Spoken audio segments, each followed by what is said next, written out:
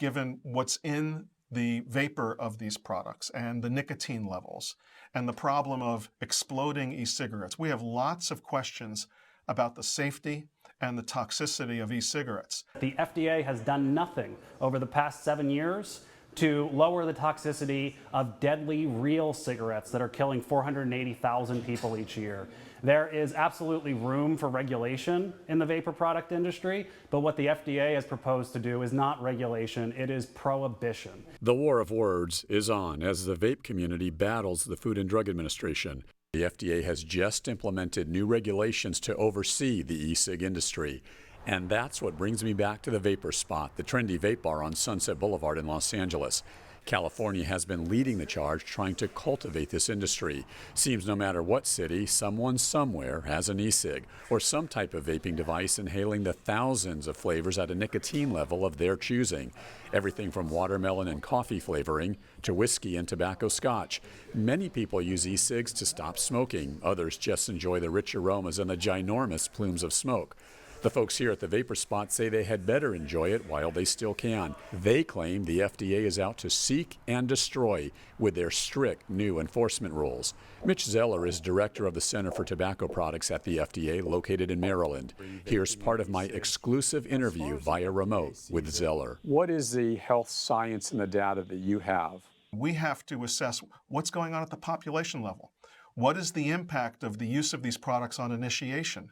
What is the impact of the use of these products on cessation?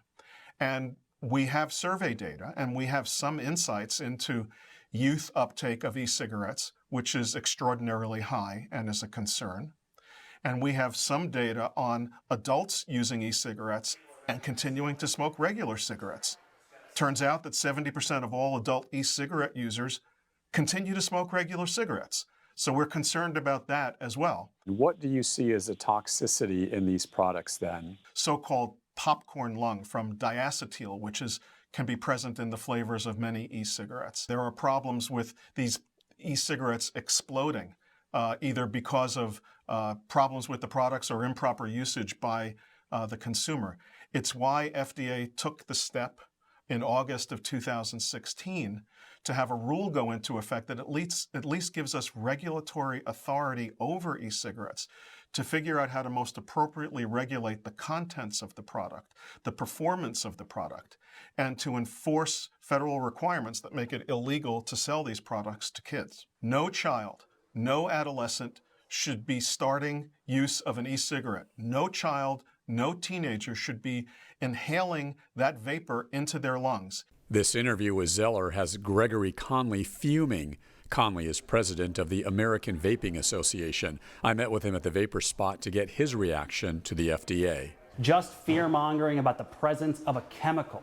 That is anti-science. That is not how regulations should work. You need to actually look at what is in the vapor and at what level are those chemicals in the vapor. What the FDA, what public health activists want to do is just list off scary sounding chemicals, scare people, and ultimately result in smokers continuing to smoke. It is entirely unethical. The FDA says they don't have all their data. The science isn't all in just yet. Could there be the possibility that you don't have all your data? Maybe there are some harmful effects and toxicity with these flavors and the e-cigs. The fact that we don't have 40, 50 years of long-term data is no reason to destroy an entire industry. This is not about FDA hell-bent on putting an industry out of business. This is about a health-based regulatory agency trying to get answers to really important public health questions. And the reason why vapors get so angry is because misinformation kills people. Are you on the record as saying either the FDA is lying or it's simply misconstruing the truth and not giving the facts? The FDA is peddling misinformation.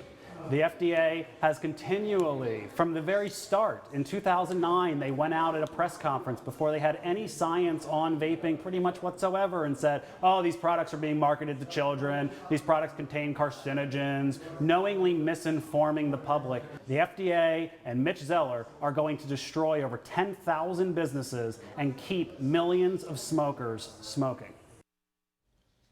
Heated issue. It does get complicated. I want to summarize the new FDA rules and regs.